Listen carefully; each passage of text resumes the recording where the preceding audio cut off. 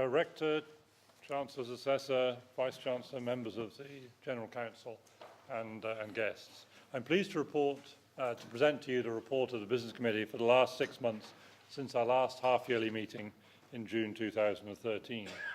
I'm delighted to welcome here today formally your new General Council Assessor, Doreen Davidson, sitting in the row there. Doreen has served with distinction on the Business Committee for 3 years since 2010 and was the convener of the Finance and Services Standing Committee. She brought to bear her considerable experience of strategic human resources management in a large international organisation, and her expertise was welcomed by colleagues. I welcome also your new Business Committee members elected to serve until July 2016. These are John Clifford, Matt McPherson, Anne Patterson, who's previously been a member of the committee, Scott Peter and Ian Stevens. I hope that they will enjoy their time on your committee and contribute powerfully to our business on your behalf. Last year, Development and Alumni held their first alumni weekend to coincide with the last half-yearly meeting. Attendance at the half-yearly meeting held at the School of Veterinary Medicine out at Easterbush was very encouraging, with many attending from more distant parts of the country. We were educated and entertained by Professor David Argyle, and after lunch, a most interesting account of veterinary medicine developments worldwide from Dr. George Gunn from Novartis. The other weekend events included a reception hosted by the university, a ceilidh, and a barbecue again hosted by the university, and these were very well attended and reportedly good fun. Your committee recently received the annual report of the University of Edinburgh Development Trust to July 2012. This was very encouraging. It showed that the income to the Trust was stable at around £11 million, with very good support from legacies, and a particular contribution from our colleagues in the United States of £750,000. Highlights of the disbursement of those monies highlights also included a major gift from the Shirley Foundation for the Patrick Wild Centre for the Study of Autism and Related Diseases, and major support for the Centres of Study of Islam and of Sino-Japanese relations. And those three examples just show the enormous breadth of excellence in research at this particular university. Corporate donations had fallen slightly, but were outweighed by substantial private donations, and it's fascinating to see that 95% of the funds raised came from 5% of the donors. Members of the General Council can assist fundraising by providing introductions to potential donors through your extensive personal networks, and I would encourage you to think about that, as well as the donations you give in a personal capacity. New information induction packs for Business Committee members and General Council assessors were assembled and published by your Constitutional Standing Committee, led by Mr. Gordon Cairns. Gordon and his committee are also examining the implications of constitutional change for the university, and we'll come to some conclusion about that later this year. Your Academic Standing Committee, led by Dr. Bruce Ritson, spent considerable time inquiring into the efforts being made by the university to improve the student experience. The university has made very considerable investments, and your Business Committee recognises that this is not a quick fix. It will take a number of years to settle down before these changes will be reflected in the NUS student survey results in future years. We're not hoping for a dramatic change. We're looking instead for steady improvement year after year. Your committee also inquired into the integration and support of international students, which are growing and important components of the university life, and we will continue both of these themes this year as they are of fundamental importance to the well-being of the university. Your Public Affairs Committee has worked with Development and Alumni and the Secretary to develop the new General Council website. Now, this is up and running now. I do hope you like the more modern, fresh look and feel, and also that you use some of the features such as the blogging facility. It's an excellent opportunity to get anything you like off your chest. The next half-yearly meeting, as you know, will be in Toronto. It's been discussed extensively and plans are now far advanced. As some of you may know, the Grand Prix F1 schedule meant that we could not go to Montreal as planned originally. But I do hope as many as possible of you make the trip, and we are assured of a very warm welcome and likely very good weather by our alumni in Toronto and colleagues in the university there. We look forward also to working with colleagues in development and alumni on a new alumni engagement strategy, and I'm sure that will be widely consulted on within the General Council. Your Finance and Services Committee met recently with Mr. Phil McNaull, Director of Finance, who presented the annual report and accounts for 2012 to 13, available in the annual report you have today for this meeting, and shared his thoughts on the current and future financial prospects of the university. These were generally favourable, as I'm sure you will realise, and you will hear from the Principal shortly. The committee has also received an update on the estate strategy, and again, the recent building programme has been highly impressive, with a number of current and imminent projects which will benefit both the university and the city.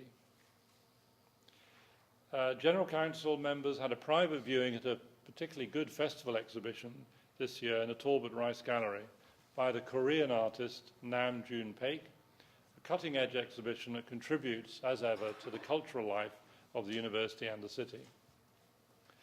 In early October, the university had a most successful week, perhaps the most successful week in recent memory.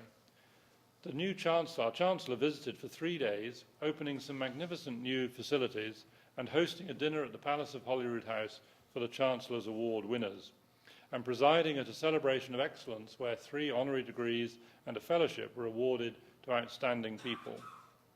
The university builds communities of support in this way and identifies people who can be inspirational to all of us, and it's a great honour and pleasure to be fully involved on your behalf in these programmes. To cap off an outstanding year for the university, the Nobel Prize for Physics was awarded, as you will all know, to Professor Peter Higgs. But this is the 3rd Nobel Prize in Physics that has been awarded to this university, a rare achievement.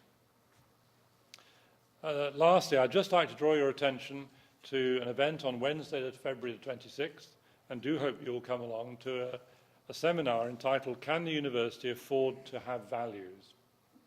This is a joint effort with the General Council, the Chaplaincy and the Students' Association, and we would warmly welcome as many of you as possible to that event. That concludes the report of the Business Committee.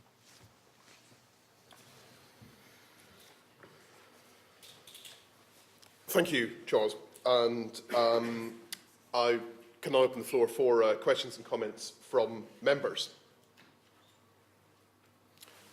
Gentleman at the back. Do we have a microphone? If you can just wait for the microphone. Thanks.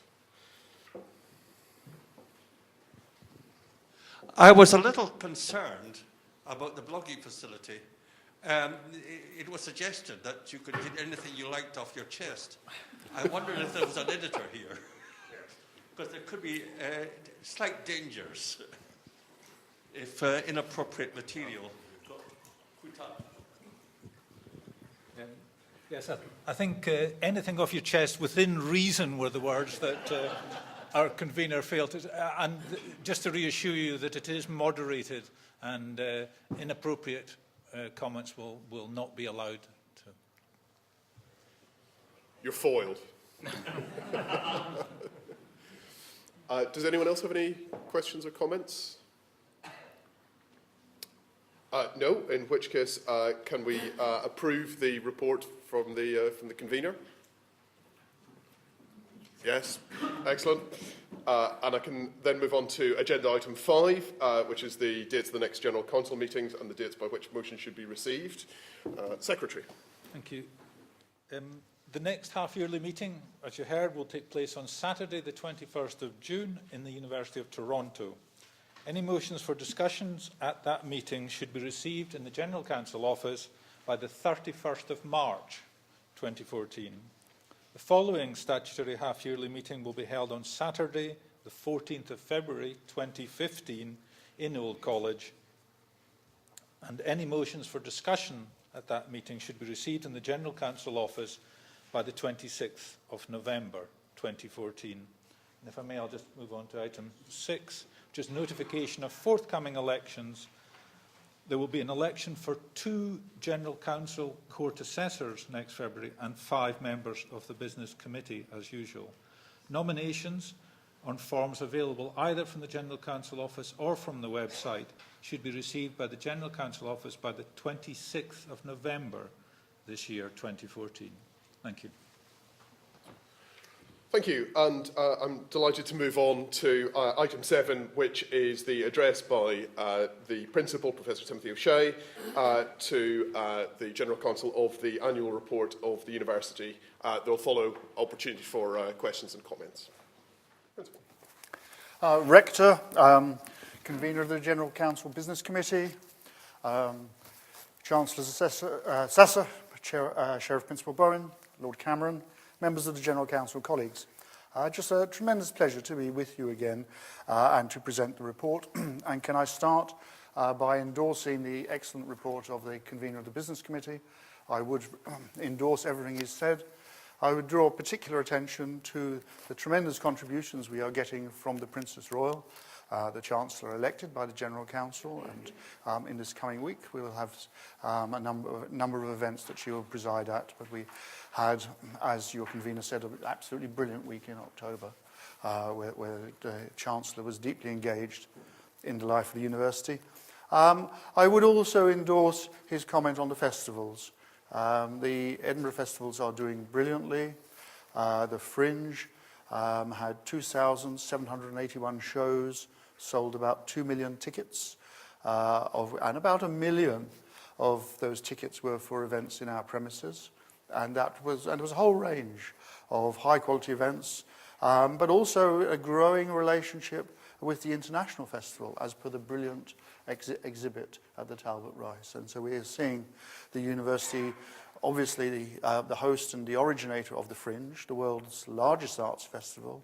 The closest to it is the Adelaide Festival, which is about 2/3 of a million, whereas we are three times bigger. But very strong engagement with the International Festival, particularly in visual art and some drama. Tremendously strong engagement with the International Book Festival, where, of course, we give the James Tate Black Prizes. And now in a partnership with the Royal Conservatoire of Scotland and Scottish Opera, a brilliant new venue out at Murray House, Patterson's Land, which was described in the roundup on the Fringe as the Waitrose of Fringe venues. And had superb, and I'll just digress for a moment because it's an ambition, and I was so pleased to see this. One of the performances I went to see was some modern dance called Colours. It was danced by 8 of our Murray House students, and at the end they were absolutely delighted. The choreography had come from students at the Royal Conservatoire. The costumes had come from fashion students doing the Masters in Fashion for Performance at Edinburgh College of Art. The music had been composed by students from our Reed School of Music, music composition, and the music was played by a brilliant little orchestra from the Royal Conservatoire. So essentially 5 different master's courses, 3 of ours, 2 from the Royal Conservatoire, all reached a wonderful public audience. And it was, so we're seeing, so it's tremendous, not just economic benefits and the appreciation of the city, but tremendous benefits in development. And the BBC had pop-up studios where for the first time from those studios, every single BBC channel had covered the festival, and 300 of the interns there were our students who were being paid to run around with clipboards and give the sort of instructions that people do in BBC studios. So very, very good. So let me now move on to the annual report. It's a beautiful document, and we really would want to commend Dr. Ian Conn, the head director of communications and marketing, and his colleagues. They produce a document that I'm immensely proud of, which I will be sending to senior politicians in Edinburgh, in London, in Brussels, and so on. Lovely document. Do read it. It always has a wonderful front cover. This year the front cover is our beautiful new vet school at Easter Bush. If you haven't been out to see it, do go out. You'll be amazed to see such a beautiful teaching facility on one side of the road, and then the new beautiful Roslin Institute facilities on the other side of the road. My normal custom with this report, which I shall follow this morning, is to work from the back. In the original discussions about this document, we put the boring bits at the back, the money and the numbers, and we put the attractive bits at the front, the pictures and the stories in the larger type. But in terms of a sort of an official report, it actually makes a bit more sense for me to work from the back. So I will start with Appendix 4. Appendix 4 shows that in terms of research contracts, so these are grants that we bid for competitively, the university secured in the last financial year grants to the value of £300 million. That's extraordinary. That's extraordinary for any university. The year before we had 250 million and we were amazed. The year before that we had 210 million and we were at 210 million, one of the biggest beasts in the sector. That is an extraordinary achievement. It's made up of about 1,000 different grants. Obviously some very big grants. I think the largest is 55 million, and some very small grants where there would be grants of the order of 5,000 or 10,000 pounds, but each one fought for in competition. Slightly more than half that comes from the UK research councils, so we're competing directly with Oxford and Cambridge and Imperial and UCL to get that money, but 175 million there comes from the UK research councils. 30 million comes from the European Union. Now I'm just back from Brussels, just directly back. The European Union has announced Horizon 2020. That's an expenditure planned up to 2020 of just under 80 billion euros. To date, we have been securing about 3.9, just under 4% of the EU funds. The EU research funds are going up dramatically, particularly in areas like healthy aging, where we are able to mount very strong interdisciplinary research. And I was delighted meeting with some of the Director Generals of the Commission to see the very high regard that your university has held. So that 30 million you see there, that's a starter. That's a starter for a much larger sum in the future. And then from the UK charities, there's a very healthy 35 million. And the convener told you about the individual gifts that were recorded from donors. Those are very important. But we have to think of that 35 million from the charities in the same vein as alongside that. One of the things I would encourage you to do is to look at Appendix 4 and notice the very broad base from which we're getting support. And that includes the US-based institutions, includes the United Nations. What the report doesn't tell you, because it would be a bit fiddly, but you should know, is that we operate also on very high success rates. There are universities that are pleased if 1 in 10 of their grant applications are successful. We expect to get about a quarter successful. In some domains, we're hitting as high as 40%. And every single one of these grants is fought for. And we are increasingly, one of the other things that is interesting is that the amount of money has gone up quite dramatically over the last few years, but the number of grants hasn't. So what's been happening? And what's been happening is that we are increasingly putting in larger and more ambitious applications and continuing to be successful. So these are all incredibly good omens for the future. And it means we are now mounting really big grants in areas like world health, in aging, in the environment, in the use of global data. So that's Appendix 4. Appendix 3 is on benefactions, and I should thank many of you in this room for your personal support of the university. Again, the observation I made is we have a broad base of support in the university, and that double-page spread on benefactions shows you that very, very clearly. It also shows you the Carlisle Circle, and that's very important. That's more than 1,200 individuals now who have made long-term provision to support their university. And that has a tremendous ongoing impact for us. If we then move to Appendix 2, you see student numbers, steady growth. Many of you will be a little surprised, perhaps, to find that we now have almost 33,000 students in the period reported. There'll be more this year. About 2/3 of those are undergraduate. It's a fairly normal mix. Also, for a research-intensive university, we might want a slightly higher proportion postgraduate. What is very distinctive about us is that we are 40% international.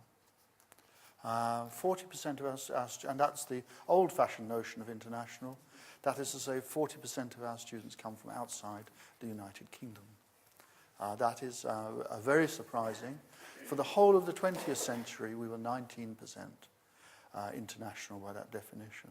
So we've seen a steady change in this century of basically of 2% a year. We started this century on around 19%. We're now at 40%. It gives us tremendous strength, gives us the partner, particularly when those are international PhD students, these are our research partners of the future. They will get their doctorates with us, they will go back to Beijing or Los Angeles or Berlin or Frankfurt. And but they will stay connected. And then as we work on these major world research enterprises concerned with the environment, concerned with healthy aging, then we have our partner network. So it's a very important thing for the long term. And if you look, as you'll all be aware, we got the surprising news that we have been steadily doing well in the different world league tables. QS ranked us as 17th. That is a tremendous achievement. So that is quite extraordinary to be ranked. There are 20,000 universities in the world. So if you've got a country which has got 1/10 of 1% of the world's population, you'd be jolly pleased if you had a university in the top 200. To have a university in the top 20. It is quite startling. It's very good. And if you look at us and you compare us with the other universities that are in the world top 100, you'll notice two things very sharply about us. You will notice, I will come on to our turnover in a bit, but our turnover is about 750 million, about 3/4 of a UK billion. You will notice that compared to the universities we are competing with, that is very small. That is not a lot of money. In Scotland, 3/4 of a billion a year seems like a lot of money. If you're talking to the University of Texas or the University of Wisconsin, that isn't. Stanford, for example, its turnover is about 6.5 times our turnover. So it's not a lot of money. So we are doing incredibly well considering the amount of money we've got, a mere 3/4 of a billion. But where we are very, very strong is how international we are. The average for the top 20 is about 22% international, but we are 40% international. So if you ask what is pulling us up, given that we have, relative to these other big universities, not that much money, well, it's the quality of the international students and the student body in the large, and the quality of the international staff and the staff in the large. The other thing that is interesting about us, if you look at the numbers, is that 2,500 come from North America. That is very unusual in the UK because the United States easily has the best university system in the world. They dominate the world top 100. But very many US students who could go to Harvard or Yale or Cornell or Stanford choose to come here because of our reputation, because of the historical links. And here's a very important point, because it's one I have to make in different settings, because of the quality of the 4-year degree. The 4-year degree, as we see it in the United States and Canada, has recently been adopted by some leading universities in Asia, such as the National University of Singapore, and Delhi, and in Australia. That 4-year degree, that represents a gold standard. It represents a degree that if you're in the United States as a very talented young person, the choice between the English 3-year degree and the Scottish 4-year degree, particularly the Scottish 4-year degree in an environment like Edinburgh, it's the 4-year degree that you want. It makes sense. You've got the 2 years more general work, the 2 years of highly specialised work, where the 4th year is essentially, for most students now, has a genuine research component. So that puts us in a very strong position. And that very strong position can be seen in the applications. If you look at Appendix 1, our applications for the first time for the undergraduate programme topped 50,000. That's an awful lot of applications. We are in a situation where for all our programmes we have healthy demand. We left clearing a number of years ago, have had no reason to even think about going back into clearing. And that depends on our reputation. It also depends on our bursaries. We're very proud to be able to say that we offer the best bursaries in Britain. We had a real challenge when rest of the United Kingdom fees were introduced here in response to the introduction of the mostly £9,000 fee in England. Our strategic objective was not to distort the pattern of students coming to us from England, Wales and Northern Ireland. And I'm very happy to say we've achieved that. We didn't want masses more coming because we were perceived as cheap and cheerful. We didn't want a lot of them staying away all of a sudden because we were perceived as over-expensive. So in terms of the three bears, we're definitely mummy bears, the middle bowl of porridge that we wanted. We couldn't push to one end or the other. And that was quite a hard objective. Right? We worked very hard and we achieved that. And I'm very proud of the fact that in my time as principal, we've twice now had distortions in the application processes because we have this neighbour that is more than 10 times bigger than us, and when it changes its fee regime, that has an impact on us. So when they introduced the £3,000 fee in England, that obviously had an impact. And when they introduced the £9,000 fee, that had an impact. And what we tried to do, which we succeeded in doing, was keep our own pattern of relationship with England, Wales and Northern Ireland stable. And so that is very satisfactory. And if you look at our pattern of students now, you can think of it as thirds. The very big third is international students, it's actually 40%. The quite big third is Scottish, and the small third, which is actually near a quarter, is rest of the United Kingdom. But we've wanted that sort of stability. So those are the appendices. If you look at the next, you'll get 2 pages of appointments, very many chairs. It looks like an awful lot of professors. Can we afford them all? And obviously one has to pause a little bit, but we can. The externals we've appointed are immensely distinguished. The personal chairs are people who have done fabulously well. I'd particularly draw your attention to Professor Fawcett, who received a personal chair of student learning in the area of nurse education. It's a new category of chair. And Tonks Fawcett, as she's known by the nursing students, is held in tremendous regard for the quality and determination of her teaching and her influence on the nursing curriculum. Our nursing is ranked our nursing education is ranked as easily the best in the United Kingdom.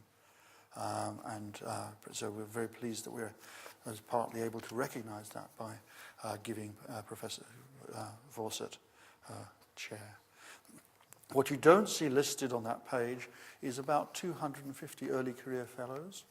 So that should encourage you, because most of these professors are older. It's it is a term of commendation or surprise in the university. Professor before they were 40. Well, a lot are very good, but they mostly are older than 40. But at the same time, we have 250 early career fellows of astonishing quality that we have brought in, partly in the very successful partnership with the Scottish Government. We agreed to set up a global excellence initiative, and the Scottish Government have been giving us an extra £5 million a year, which is matched by our own funds and is invested entirely in really talented early career staff from around the world. Because it's very important not just to get the people who are distinguished already. In fact, it's even more important to get the people who will become distinguished and get them as part of our system. So we're working hard there. Indeed. And if you look at the number of staff we've almost got 13,000 staff. So the university as a whole, it's quite a bit bigger than Elgin. If you take it with the students, it's a community of 45,000 on 7 main locations, 6 in the city of Edinburgh and 1 in Midlothian. So big community.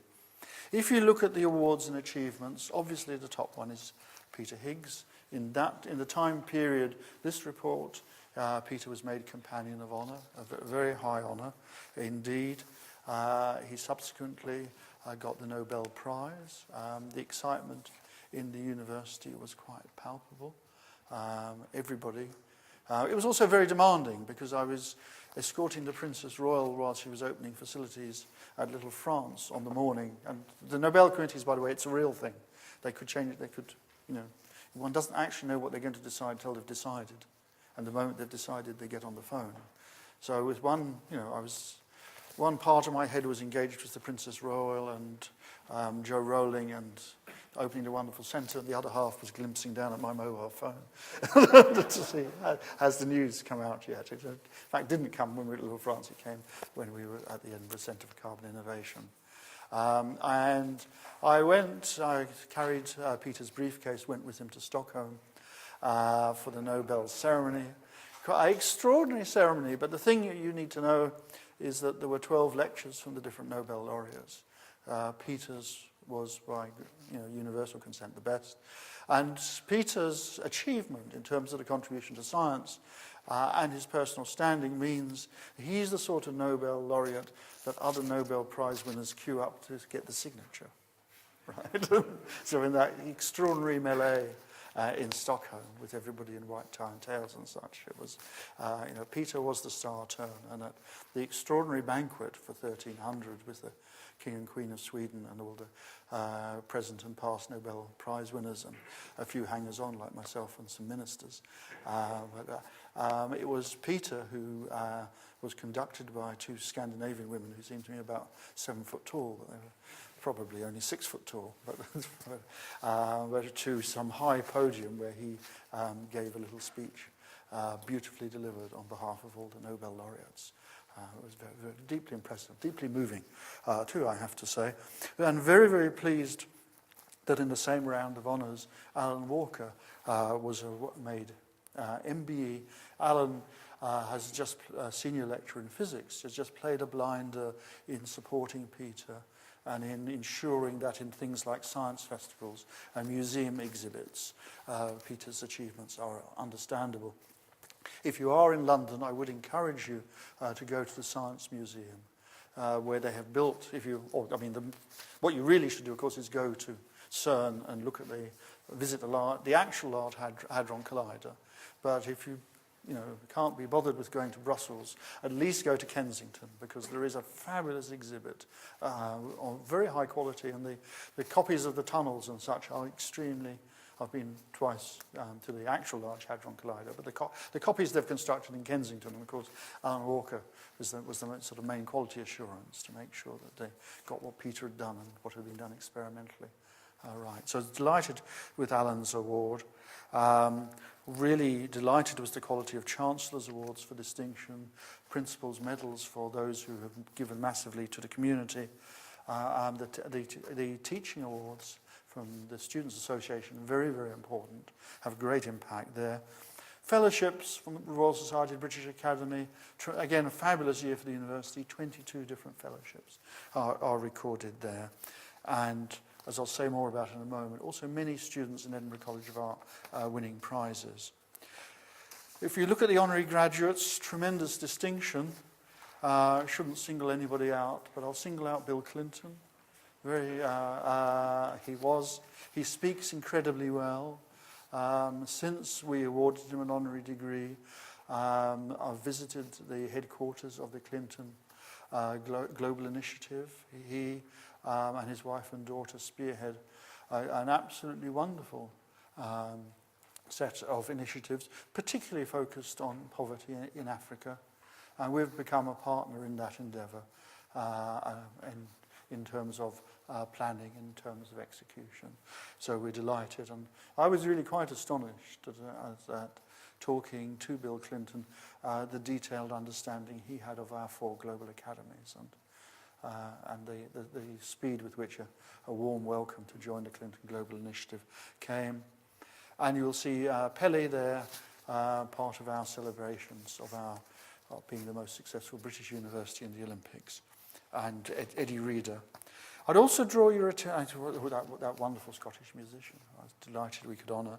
I'd also draw your attention to the benefactor, Steve Shirley, and in fact we will be opening the Autism Lab. The Chancellor will be opening the lab that Steve has funded. And the point I would remind you of, which I think is very healthy, is we distinguish between those who have done wonderful things academically or that are cognate to the university's goals and award them honorary degrees, which are awarded by the Senate, from people who have given substantial financial support, who are awarded benefactor status by the university court. And I think that's a very, very good positive distinction. In the news in brief section, again continuing our move from the back, I would highlight the 3 Athena Swan Awards to the vets, to the biology, to the university as a whole.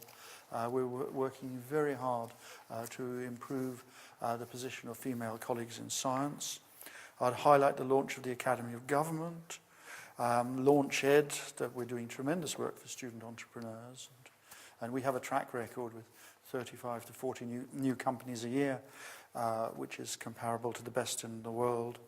Highlight our Changing World lecture series. That is an organised course for the first-year undergraduates that want it, but also very distinguished people giving public lectures, one of whom was the UN Commissioner for Human Rights, Mary Robinson. And highlight the national... We're now in charge of chickens. We have the national... we're in charge of chickens in both senses. Of sick chickens, we have a facility that looks at, and growing chickens to be maximally useful for the dinner table. And I now know something which I'm sure you probably all know, but how many chickens do you think there are on the planet? Well, there are a lot, exactly. There are an awful lot. There are about 11 times more chickens than there are people, because actually chickens is, in terms of animal protein, it's chickens. You know, beef and lamb and such, these are relatively rare. Chickens are not. So to be, as it were, this major centre of research in A, rearing chickens to be most useful for cooking, and B, ensuring that sick chickens don't infect us through things like bird flu. So we're in charge of chickens in both their cooking and their disease aspects. And then, obviously, in the news in brief, the Princess Royal opening the Muir Maxwell Epilepsy Centre. We've got a new thing that Ian and his colleagues have introduced, a couple of pages of community orientation. They're absolutely excellent. They're just nice pictures, nice little vignettes, and they show you, I think, something that really characterises our university is, which goes right back to our foundation in the 16th century, the deep engagement with the community. And we now see 2,000 students volunteering to work in the community through the USA one, but lots of other activity. And it's very interesting to look at faculty and look at students and see, as well as their personal distinctions, to see what it is they do for Edinburgh or for South East Scotland. We've got a very nice article on the Innovative Learning Week, and the Our Changing World lectures and Innovative Learning Week were 2 innovations. I have to tell you the Senate paused on each one. The first time each was proposed to the Senate said this looks a bit radical.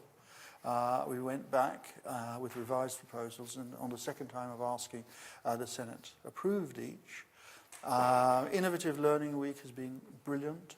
It's, you know, the students, as it says here, do Uruguayan poetry, soapbox car races, mathematics and magic tricks. The engineers go out and work on an actual physical steam railway. The art students go to Japanese tea ceremonies. There's an incredibly heterogeneous range, but they require a lot of student autonomy, a lot of creativity, and it's essentially, Innovative Learning Week has now turned into a 3-way partnership between the staff, who ask themselves the question, what is there that could be done that is not in the normal curriculum that might enhance the learning experience? The students ask the question, what might we do, what might we throw our enthusiasm into, where might we travel to? And then lots of local, distinguished people, lots of important local organisations, they have been enthused.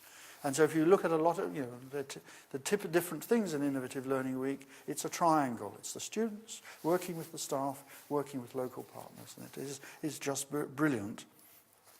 Something else that is just brilliant is the work on broadband for the Highlands.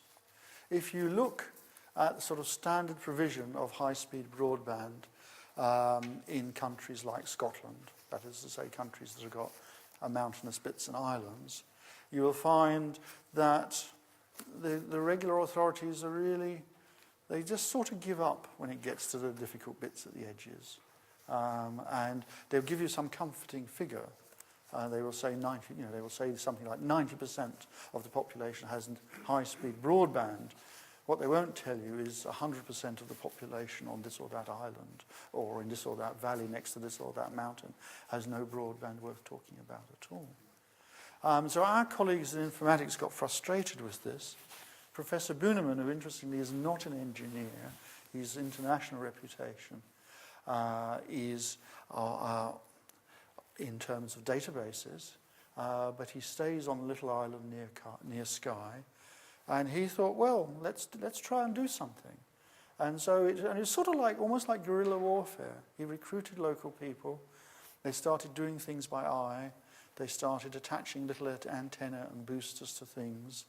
Occasionally, people who were a bit nervous, they thought, the radio waves might get in their heads and upset them, so antennae don't have to be moved again. So all sorts of, and did sort of extraordinary things, rowing about in boats all around Loch Horn. And they built a really effective, so that now if you're on Skye, you actually probably have better broadband than most of you in this room. And I went to the official opening, which was held in our partner Sauna Ostag at the Gaelic College on Skye. And it was almost like a religious revival ceremony. The amount of enthusiasm and, the Skye-based grandparents talking about interacting with their grandchildren in New Zealand via Skype. And the Skye-based, mid-20s talking about keeping up a professional career in the finance industry while, again, living on Skye. And we had, as it were, delegations from the Lake District and from Cornwall who'd come to Skye to see how you'd do it if you just decided to stop waiting for the government and BT and do it. And it's been, because Professor Buneman is very pedantic, proper academic, it has been all documented. There are papers about it, so that if you are trying to do it in Cumbria or in the tip of Cornwall, well, there's a master plan for it. So something I'm immensely proud of. And of course, we had a very positive relationship with Sauna Ostag and Skye before, but clearly, and on the term, and in terms of the original experimental thing, we succeeded in bringing the highest possible broadband to 1,000 people living in 12 different highly dispersed communities. And now that the university has shown how to do it, the Scottish Government is looking at that and looking at that as a template. Then, as you move on, you find Professor Sandercock's work on stroke. And like quite a number of our projects, the reason this has world impact, which it does, it's been written up about all the world, is because it is done on a proper scale. This is an 11-year project involving 3,000 stroke victims, looking at whether a particular clot-busting agent, RTPA, would aid, how it would aid recovery, and coming up with a very conclusive result, which means that if you are a medic and you encounter somebody who's just had a stroke, then Edinburgh Research tells you what to do with that clotting agent. So it's something we can be immensely proud of, but part of the impact is because of the scale. We've got a very nice spread on the Global Justice Academy, building on the success of our other 3 academies. Professor Christine Bell, Professor of Constitutional Law, leading that. All sorts of things. An immediate impact was that the Global Citizenship Commission, which is looking at revising for the current time the 1948 UN Declaration of Human Rights, that met in Edinburgh. The Carnegie Commission very kindly gave money for the commission to meet here. And when we were negotiating it, I suggested that at least one of its meetings might be in public. They were nervous, and I think the reason they were nervous is they didn't think they could fill the McEwen Hall. I was quite sure that, given the nature of the people in Edinburgh, that if they were told the Global Human Rights Commission was meeting in the McEwen Hall, they would fill it, and they did. And it was and Malala was given an honorary degree at that, and it had immense impact particularly for the Academy of Government, but also for the work of the Commission and for the university. There's some very nice articles about the workplace experience for postgraduates, making the most of the masters. Excellent scheme. And these have been very difficult times for graduates, but your university, all our graduates are doing extremely well, with very good roots. And making the most of the masters was a way of looking systematically at different types of internships, for which we won awards. And then there's impact. In general, I don't like these contrived acronyms. So this is obviously a contrived acronym. Impact, it stands for Implantable Microsystems for Personalized Anti-Cancer Therapy. But it does build on two great strengths of the university. It builds on our understanding of cancer, but it also builds on our understanding of tiny computers, very, very tiny computers that can emit signals. So what the research consists of is placing very, very small computers, because that's what these implants are, on the top of cancerous tumours. As the cancerous tumour changes, and so it may not change, it sends signals so that the radiographer knows exactly where to look. But it also sends signals about the rate of change of the tumour, so that the oncologist might say, well, in that case, we should really do nothing but wait 3 months. Or the oncologist could say, well, just look at these signals we've had from the little computer that's physically on top of the tumour. We've really got to get the laser surgery going today, right away. So it's something that bodes great promise. It's 5.6 million money of support. But it's interesting to me because it combines stuff that I know about, that the microcomputers that send signals, with stuff that the very strong oncology in the university knows about. And for me, one interesting aspect of that grant was we were told we had to build a MOOC, a massive open online course based on it. So I'll talk about MOOCs in a moment. But I was interested to see that in a major grant it was actually strengthened by having a public understanding aspect. As you go through the document, the next thing you find is the Edinburgh College of Art Awards. And these are quite extraordinary. It starts off by telling you about Will Anderson and Ainsley Henderson, who won a BAFTA for the making of The Longbird. That's a film they made while they were students here. They also won 19 other awards. So they've won a BAFTA and 19 other awards at film festivals around the world. So that's 20 awards. It's not bad going.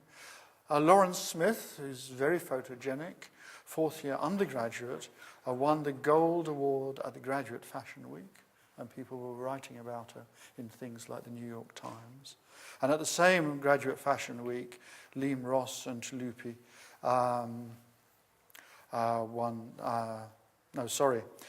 Sean Douglas and Olivia Craber won Best Menswear. And then a variety, and we had a number of runners-up.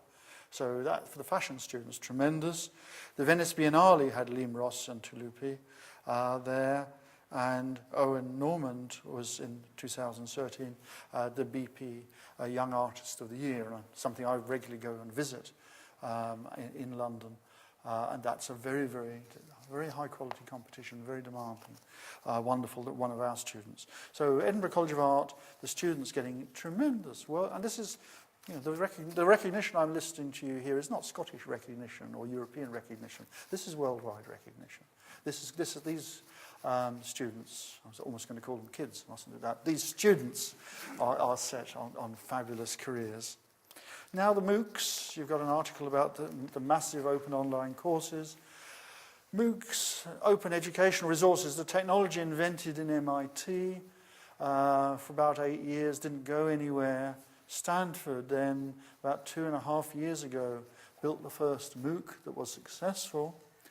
Pretty much exactly 2 years ago, as we noticed it was successful, I was on study leave at Stanford, which is a place I'm closely connected to, saw this, thought this was a good thing.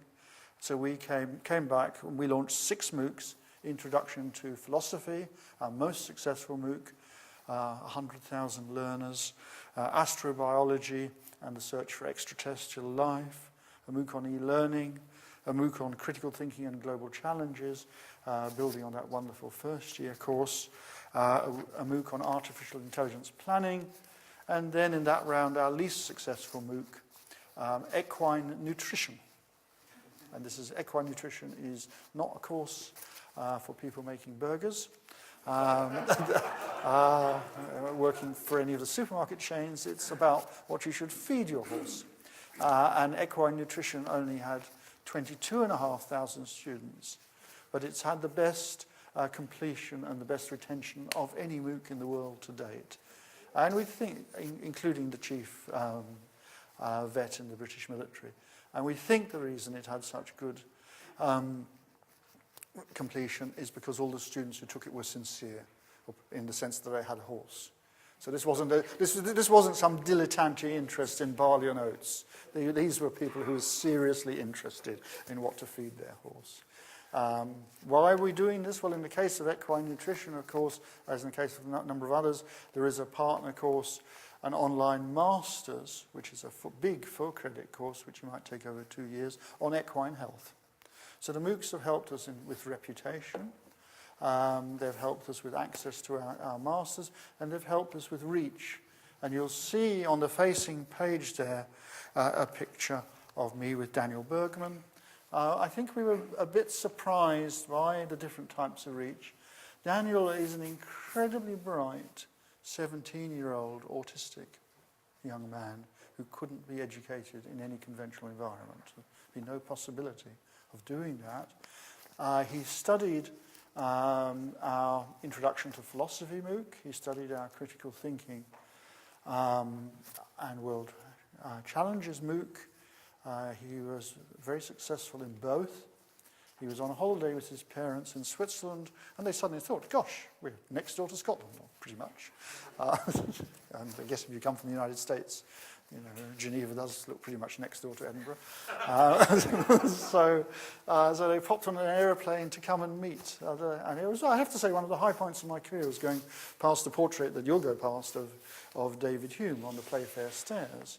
And Daniel was immediately pecking out on his iPad Skeptical Inquiry. He got very excited when he saw the picture of David Hume, which of course he'd recognised from his course. So there have been an enormous success. We're engaged in the second wave of MOOCs. The second wave includes, I don't know, this is a very genteel audience, so I should maybe be careful. We've got a MOOC which I anticipate will do very well because of its title. The MOOC is in partnership with the Tate Modern. It is about the work of Andy Warhol, and it's called Sex, Drugs and Death. But it is a very serious MOOC, obviously, about modern art and certain movements and painting, soup tins and things. So we've got that MOOC, which is a very nice partnership. We've also got a MOOC which has attracted a lot of press attention, and it's the only MOOC I feature in. Again, I feature as a spear carrier. As the MOOC starts, you see me and Peter Higgs in front of the wonderful portrait that Victoria Crowe did of Peter in the Royal Society of Edinburgh, and I say something stupid to Peter, like, well, Peter, so when did you first predict the Higgs boson? And then I vanish from the MOOC, and you move on to the high ground of modern particle physics. But it's so that is going very well, and I'm discussing with Vice Principal Hayward. And over lunch, I would welcome suggestions for the appropriate celebration when we reach our millionth MOOC learner, which it's quite clear we will now. Last time I looked, we were over 700,000 learners, and so we are heading towards 1 million. And I'm not sure what the appropriate celebration should be. And given the way the technology works, we'll be able to identify with accuracy who the millionth is. Because we have all those key presses, so we'll know the millionth when they arrive. So how should we greet them? So in conclusion, it's been a truly wonderful year for the university, as the convener said. I mean, it's just quite extraordinary. The pinnacle of individual achievement has obviously been Peter Higgs. Probably the pinnacle of collective achievement has been reaching an audience that is now over 700,000 in more than 200 countries through the MOOCs, but lots there. I really want to acknowledge the students and colleagues who've contributed to those extraordinary achievements. And really, again, as ever, I want to thank the General Council for your support. The support we get from the General Council assessors on court, absolutely invaluable, and really very, very appreciative of that. The Business Committee and the other General Council committees think very hard, give us very important advice. I appreciate that.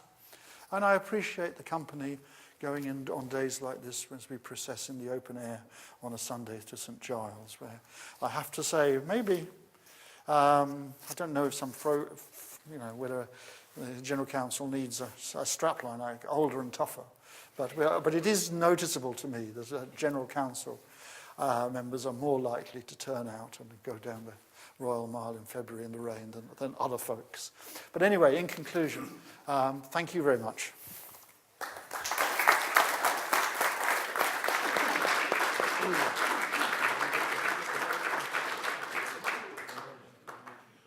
We now have the opportunity for questions and comments on the principal's introduction of the report.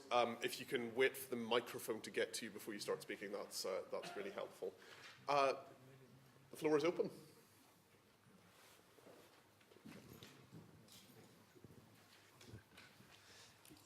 Ian Sutherland, former member of the Business Committee. Two points regarding international aspects. One, I don't want to be carping, but at the same time, is there a robust assessment of the cost effectiveness of the offices that the university has set up overseas? The second one is really a cause of concern that has been raised in the papers, and I think a concern to several of us. That is the setting up of an American fraternity house associated with this university. The image of these is, to put it mildly, not good and could be very detrimental to the reputation of this university. And I'd be grateful to hear the principal's views on that. Very good. Two very topical questions. We're just completing a review of our Beijing office. And to remind you, our first office was opened in Beijing, second one in Mumbai, third one in Sao Paulo, and we're in the process of opening a fourth office in the Rockefeller Center in New York. So we are formally evaluating them to see if they are value for money. If I look at the office in Beijing, we have one of the best Confucius Institutes in the world located here. We have two joint research centers with Peking University, one located here and one located on the Peking University campus there. We have a range of high-quality partnerships with very high-quality Chinese universities. Obviously, Peking University itself, especially in the humanities, but Fudan in medicine, Xiamen in business, Nankai in mathematics, Xi'an in robotics. And these are all great assets for the university, on top of the around 2,000 students we get from the People's Republic of China. So certainly from where I'm sitting, they look like good value for money, but we are making a point of formally evaluating them, and we have, I think we're just completing the evaluation of the Peking office. On the second point, nobody has asked the university to recognize a fraternity, and if any group were to ask us that, we would consult straight away with the Students' Association and with other parties. I don't know whether the Students' Association has been asked to recognize. We cannot stop our students joining self-organized groups. My understanding is that it's certainly in the United States, which is where fraternity houses come from, that they require, usually as part of their constitution, the formal endorsement of the university. And I can assure you that nobody has approached us, and if they did, we would evaluate the reputational standard of any such very carefully, and we would talk to other universities that had already recognized them. But we are in a funny position with these news items in that, as far as I'm aware, nobody has, well, they've definitely not approached the university, and I don't think they've approached the Students' Association either. So so I don't actually know what's going on there, because from my experience of the United States, which is two universities where there are a lot of fraternities, University of Texas at Austin and Stanford, you don't get to have a university chapter without the university agreeing, and university presidents routinely shut chapters when they do things that don't fit with the university's culture or ethos. And of course, our university has an extremely strong dignity and respect policy. Do you want to respond to that, or are you happy with that? Can I take an online question and then we'll come to you?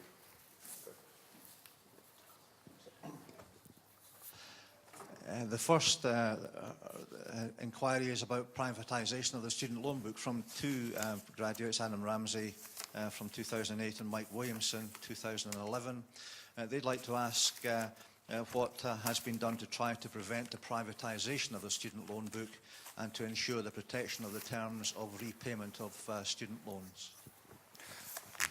Okay, on issues like this privatisation, the way we work is very much in partnership with the organisation, the representative organisations. So for us, in relation to this particular issue, the key partner organisation is Universities UK, which speaks for all British universities, but all the other partner organisations are Universities Scotland, and obviously the Russell Group has quite a lot of status, which is the the leading 24 research universities. So reservations have been expressed, but it's, as you will understand, the University of Edinburgh, either on its own or in partnership with other universities, doesn't have much control of the working of the Westminster government. Okay, I'll take a question here. Thank you, Frank Stewart. Could I thank the Principal for his characteristically clear, broad-ranging and far-sighted report, which is very encouraging, and refer to what he rather modestly described as one of the boring parts of the report, namely Appendix 2, looking at the list of top 20 non-UK domicile on entry. We notice that the vast majority of these students are coming from either developed or what are generally called emerging countries. Mm-hmm. And I wonder if we could invite the Principal to say a little about the involvement of the university in teaching and research relevant to what are generally referred to as third world or developing countries. Yes, that's a very good question. I mean, the university historically had a really strong relationship with Africa, and that was really started in the mid-19th century. We were actually the initiator of the Association for Commonwealth Universities, which for many African universities is their main route into connection with universities around the world. When the Thatcher Conservative government changed the policy on student scholarships, there was suddenly, for all British universities, a dramatic reduction in the number of students coming from Africa. We are now working very hard to rebuild our connections. There's a big effort in the Centre for African Studies. It particularly is aligned with the work of the global academies. So, for example, the Global Health Academy works with universities like Makerere University, like KwaZulu-Natal University. At the Global Environment Academy has particular links with areas of Latin America, as well as some areas in Africa. And the Global Development Academy has links with Sub-Saharan Africa and some of the parts of Asia that are under more demand. So it is an issue for us of great importance. We feel a moral obligation to address world challenges, and some of the world challenges are in their sharpest form there. Also, for the long term, one tries to do the work as symmetrically as possible. So if you look, for example, at, we now get funding from the Gates Foundation, The Gates Foundation insists that the work is symmetric. That is to say, we must work with working on TB in Africa. We have to work with, which is entirely correct, we want to, with partner universities in Africa, working together. So it is an important part of the agenda. You're quite right to point it out, and you're quite right to observe that there are parts of the world where we really need to think, I mean, I would be particularly pleased for us to get more scholarship money that can be targeted against some of the Latin American countries and some of the African countries where there isn't sufficient resource. It's a very good question, and a key part of the university's agenda. Okay, if I can take another online question, and then we'll come down here. Lewis White, a psychology graduate 2013, asks, given the trend in recent years and months throughout the not-for-profit sectors towards ethical investments, could the university provide justification for their continued investment in the fossil fuel industry? Thank you very much for that question. The university has an ethical investment strategy, which we take very seriously. We're the first university in Europe to sign up for the United Nations-supported Principles for Responsible Investment. We are now engaged in a broad-ranging consultation, which will close on the 7th of March. So I would encourage anybody, including any alumni, to participate in this. And obviously the final responsibility for decisions on investment remains with the University Court. The investment committee, which has composed of people who have very distinguished personal records in the investment industry, they will have a view on how things can be optimized from a financial point of view. From our participation in the Principles for Responsible Investment, we will also have a view about what we should do best from an ethical point of view, and there will be some tension there. But we will do it systematically. We are committed to it, and we do have a public consultation, which I would encourage Mr. White to participate in. Okay, thank you. We can take a question here. Alison Fuller, BSc Botany of 1967. Thank you for your address, sir. I noted that you said that the students coming in from North America particularly were one of the factors in leading them to come to Scotland was the length of the course, 4 years rather than 3. I mentioned my own date of graduation because it seems to me that that was not such an attractive thing in those days, ancient history.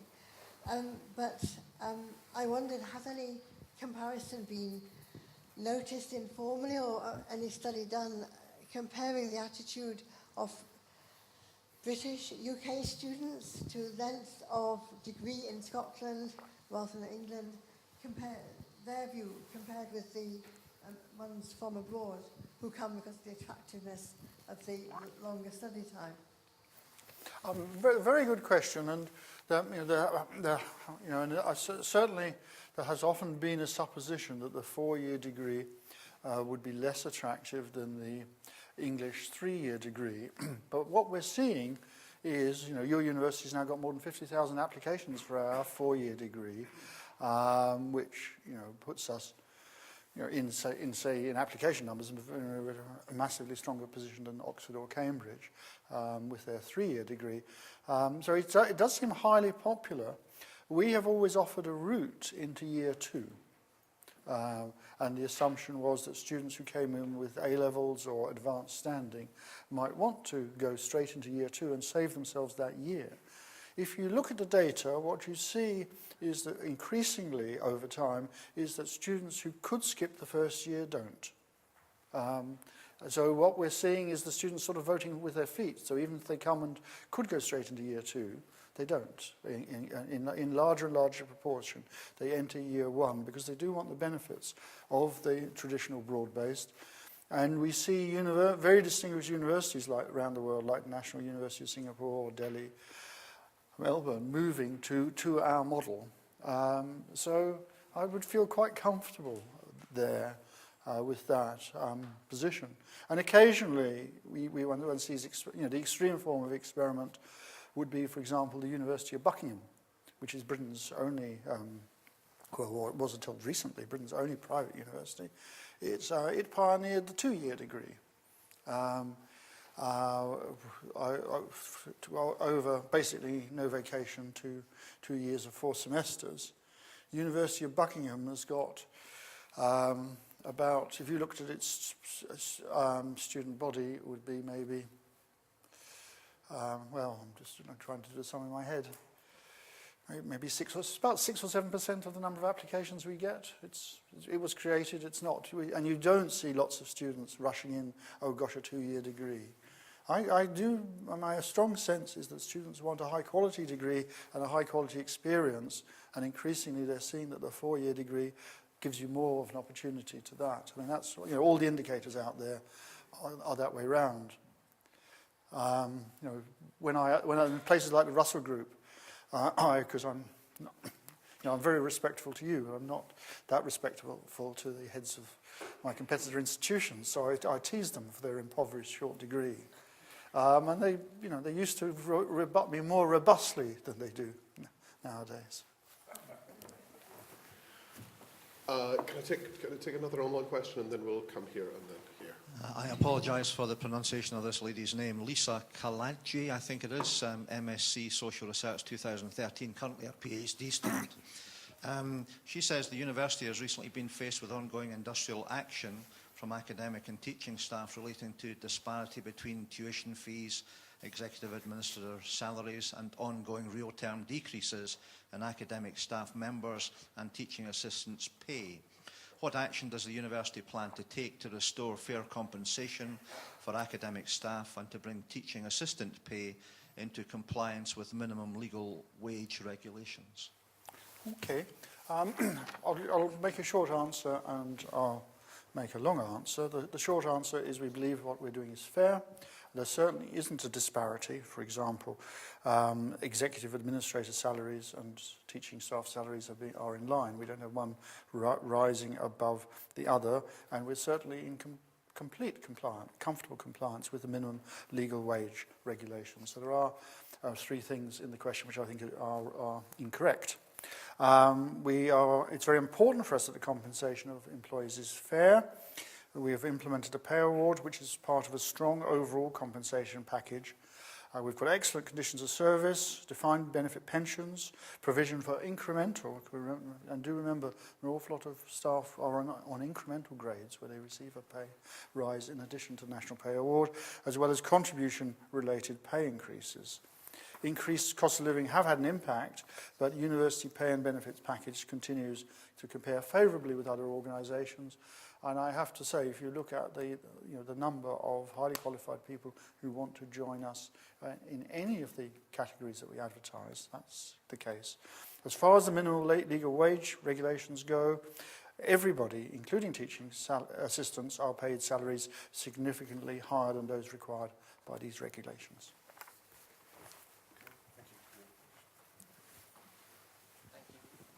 Hi, Matthew McPherson, Business Committee member and 2011 graduation.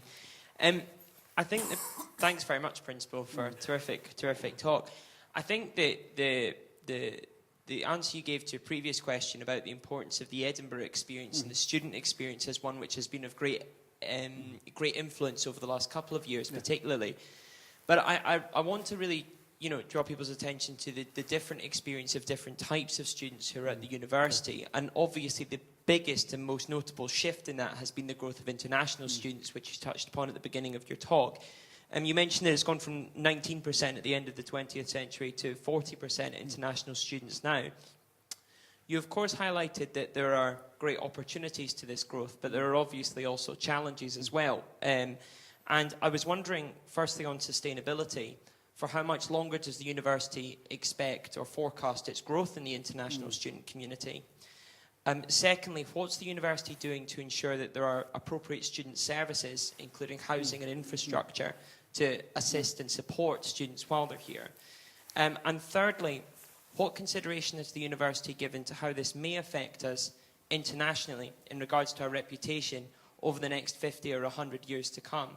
The university that's represented by members here today is very different to the university that will be represented by members in 50 years' time. And I was wondering what consideration the Principal could give to that. Thank you. Very good. Three very good questions. I would anticipate that the growth will continue in a steady way, and I would think it highly appropriate if the university ended up being genuinely 50% international. I think you're entirely right. This raises issues about services. This raises issues about accommodation.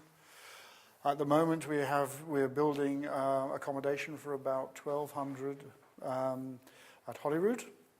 Wonderful new development there. If you like cranes and big holes, do walk down to Murray House. We go past a lot of cranes and big holes.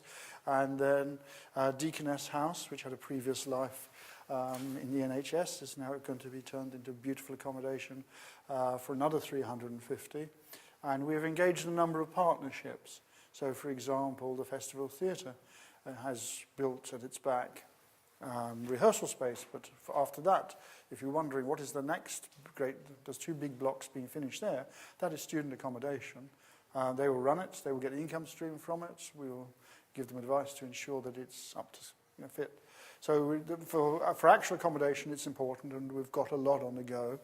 The University Secretary, Sarah Smith, is very much, she will be going to the planning round, pointing out very robustly and correctly that as the numbers of students increase and as they come from different parts of the world, that means we need more counselling services, we need more career services, we need more support. There's a lot of generic support that students need, and that has got to increase in proportion. And we see, for example, different parts of the university, including USA now, having officers, employing officers with a specialised remit internationally. In terms of our reputation, my firm view is that this is one of the key reasons, this move, why our reputation is rising. If you look, for example, the Chinese colleague who discovered the SARS virus did his doctoral work with us. The students that we attract from around the world are of an astonishingly high quality. They are ones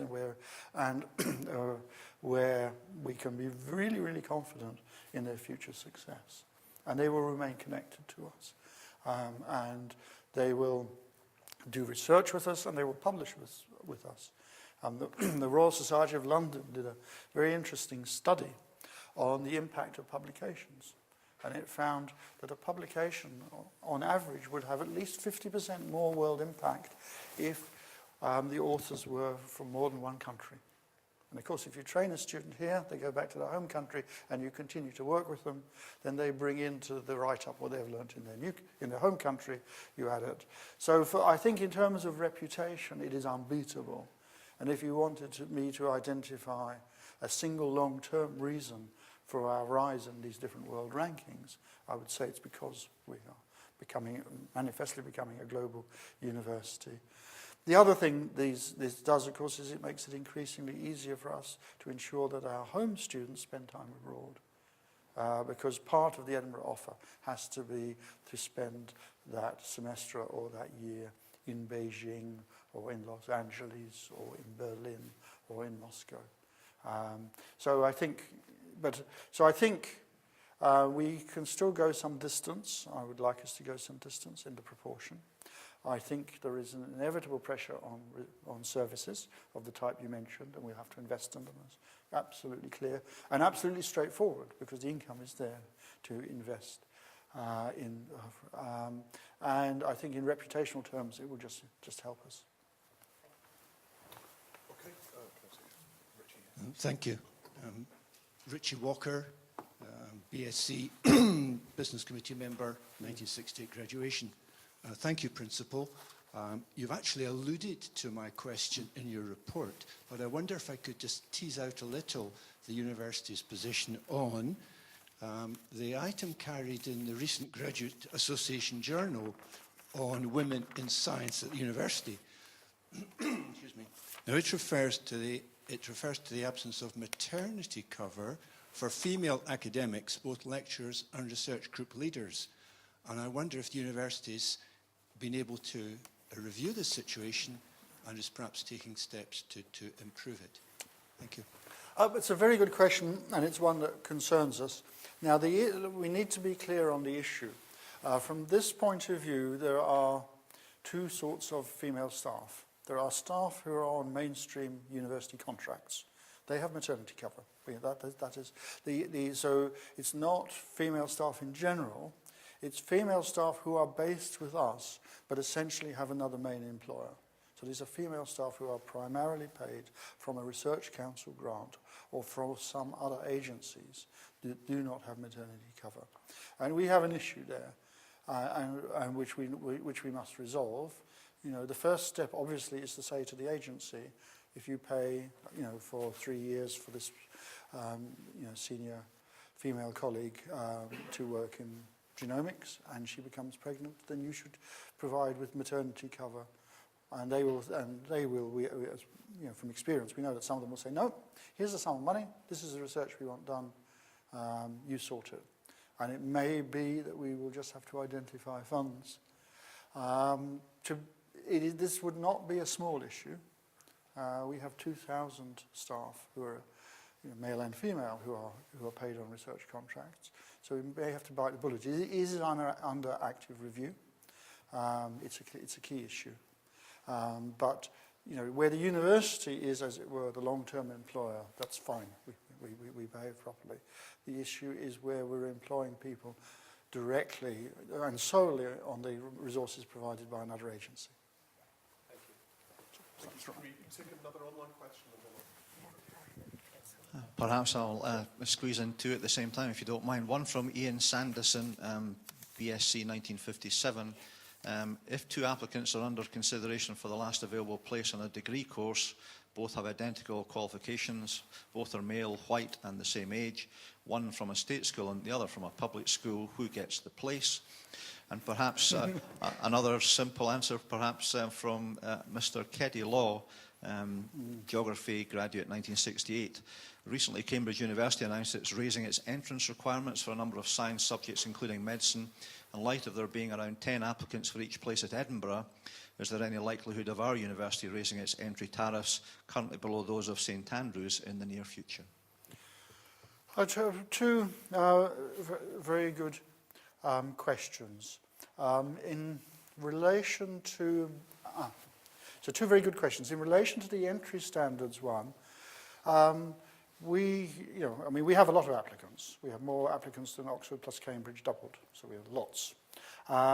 We don't think it is a good idea to impose rationing, as it were, by raising the bar. Our view is the right entry standard. And remember, and the thing to understand is the entry standard that a university has is the minimum. It's what you have to have. We think to have the entry standard dramatically above what is necessary is an odd thing to do. We think that basically what we should do is have an entry standard that is appropriate. And it's very, very rare for us to offer the entry standard because of the volume of applicants. We don't usually do that, but we think that if we wanted to, we should be able to do that. And if there is context around a candidate that they wish to present, then having an appropriate entry standard is right. Leads me to the second question. There is no discrimination in terms of the fee basis of the school that people apply for. So if we had two candidates, who are peas in a pod from an independent school and a state school, then the people doing admissions would have great difficulty. They would have to look for a differentiator, but the fee status of the school would not be available as a possible differentiator. There are other possible differentiators. Maybe a teacher has written about tremendous promise. The student may be coming from a background that is impoverished in some ways. And of course, I would remind you that students from impoverished backgrounds often go to independent schools on things like foundation scholarships. And also remind the questioner that there are plenty of state schools whose record of getting into high-quality universities is better than some of the independent schools, actually. So you couldn't. So it is. But the simple answer would be one could not differentiate on the financial basis on which the school is being run. It's very much focused on the personal circumstances, aspirations, talents, and skills of the applicant. Okay, can I come here and then? Hi, I'm David Houston. I got a PhD in theoretical physics, not in particle physics though, in 1976, and an MBA in 1987. And thank you for anyone who voted for me, because I've just been elected to the Business Committee of the General Council. Principal, thanks very much for a very interesting address. But one subject you didn't touch on, which surprised me, was the opportunity and threat of the referendum and Scottish independence. I noticed, for example, in the financial summary that student fees went up something like 24 million between 2012 and 2013. And of course, there's the question, amongst many others, that UK students not in Scotland might actually get free university education in an independent Scotland. So have you any response? I see there was some discussion actually in the Finance and Services Standing Committee, so clearly your strategic people are looking at this. No, I have no response. The University Court has an extremely clear policy on the referendum debate, which is that the university has no official policy.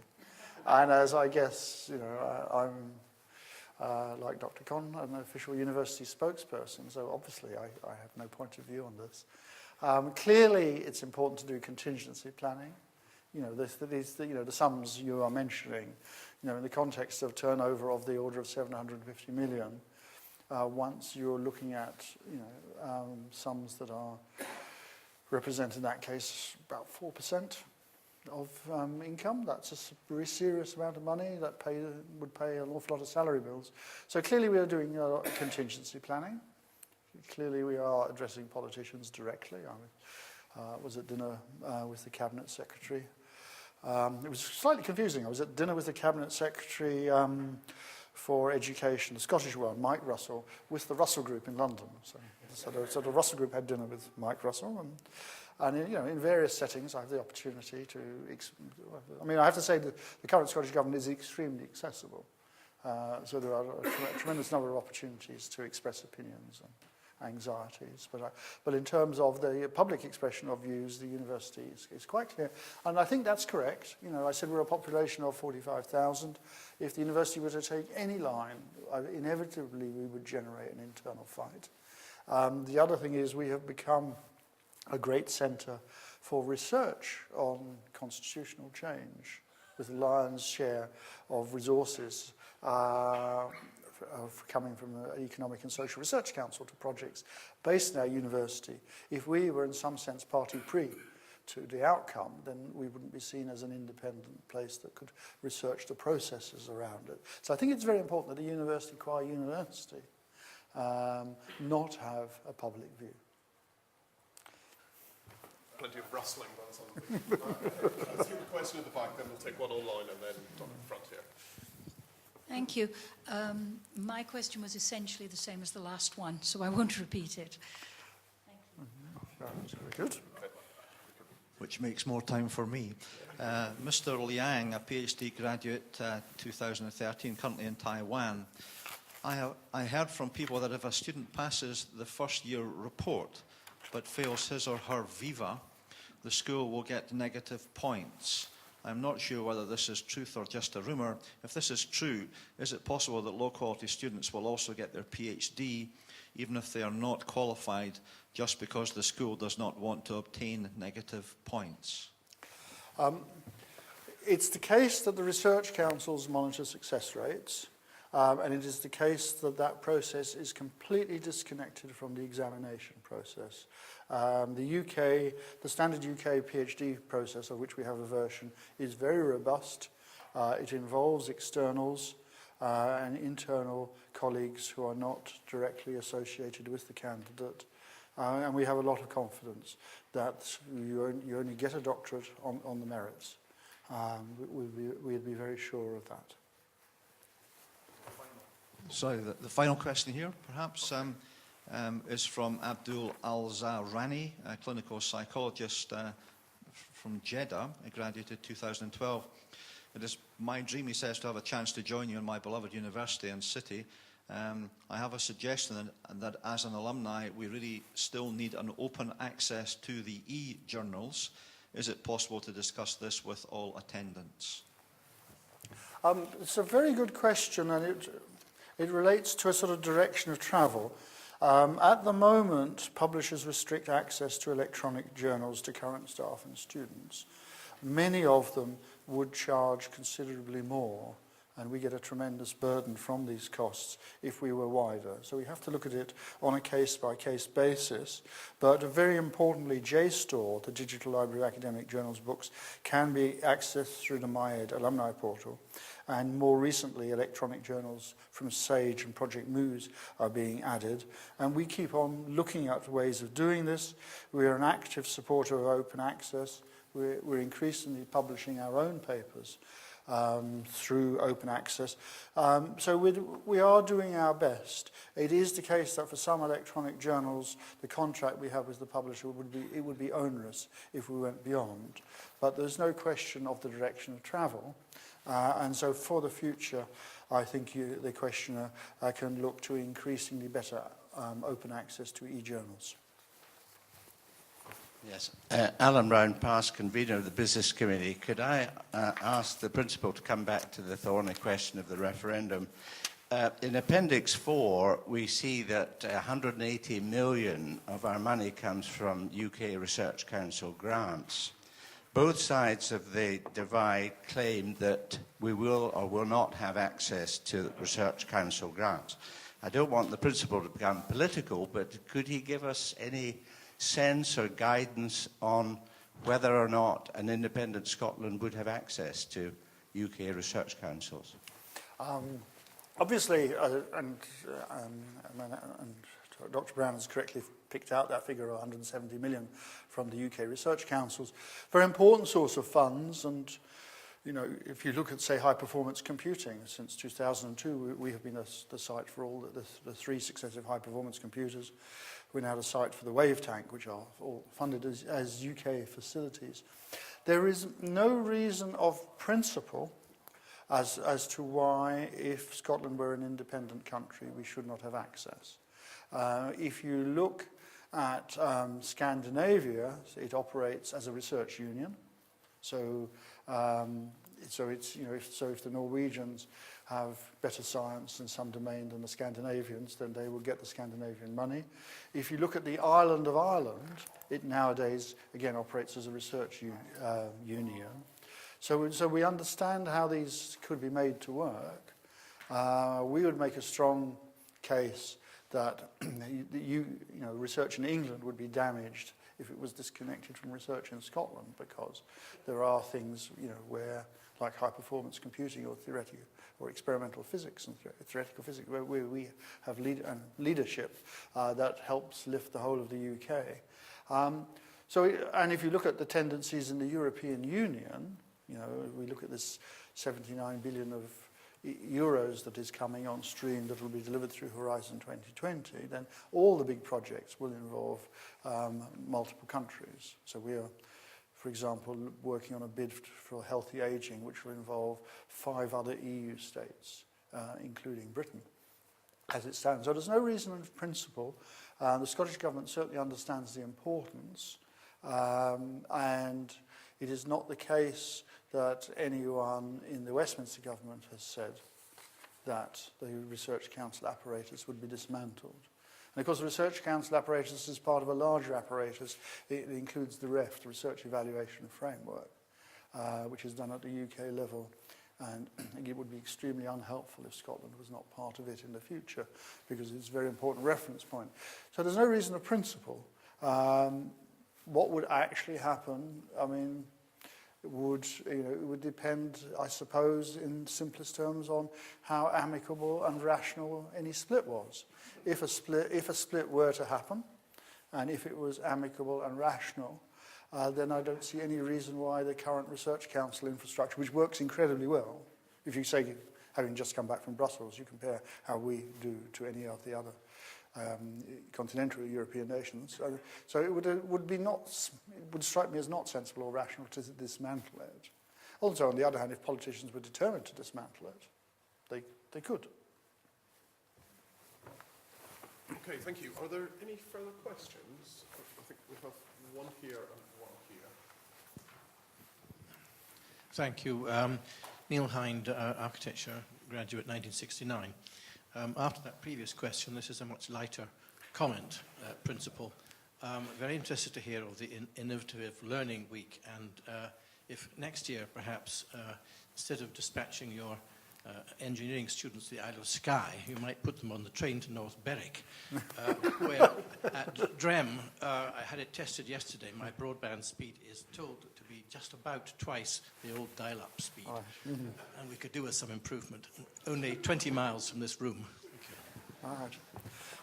I certainly will raise the possibility in informatics of missionary activity in the borders.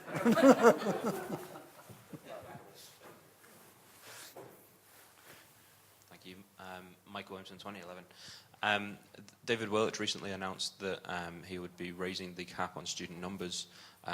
Will this have any effect on the university's admissions process? That's a very good question. Inevitably it will. Inevitably there will be more competition for students in England. Some universities will look at this as their way forward will be to dramatically build their numbers of home undergraduates. So we will have to watch. I think the particular pressure on us will be to be really expeditious because the universities that are wanting to take advantage of the removal of the cap will also put in place processes of very rapid evaluation of applications. So the minimum it will require us to do is greatly speed up our own admissions processes. Dr. Convener, Science, 1962. Can I ask a question about student experience? I notice 10% of your students are part-timers. My experience in another university is an awful lot of students nowadays, especially part-timers, do the absolute minimum amount of time in the university. They're missing out on things like extra practicals. Anything that's not assessed, they don't attend. Is this a problem in Edinburgh? That's a very good question. I'm not aware of it as a problem. For us, the great majority of part-time students are online. We're a bit unusual in that, if you can put it this way, the conventional undergraduate program attracts very few part-time students. But you're quite right, so there is an issue, and it's certainly the case that when you look at the data, and the last time I looked at it was a long time ago, so I might be out of date, but certainly when I've looked at the data, which would be about 20 years ago, it was the case that part-time students in undergraduate programs were, as you suggest, highly instrumental. That is, they would do the minimum required to pass the examinations, and clearly that doesn't give you the full experience. But I'm not aware of any warning signals in the university, but in practical terms, our offer of part-time in the conventional undergraduate program is very, very small. Okay, are there any further questions? If there aren't, I think we should give the principal another round of applause.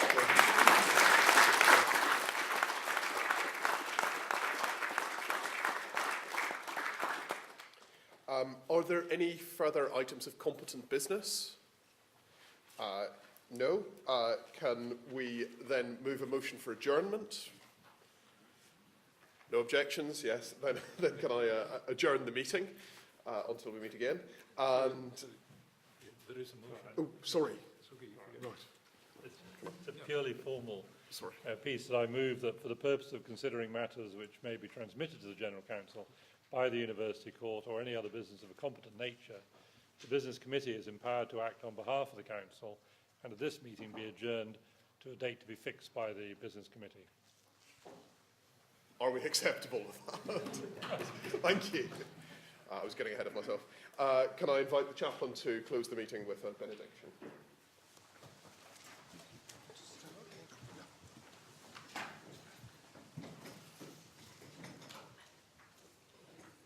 We ask God's blessing upon us that we may go out from here with wisdom, courage and vision, using our gifts wisely to build a just and compassionate world.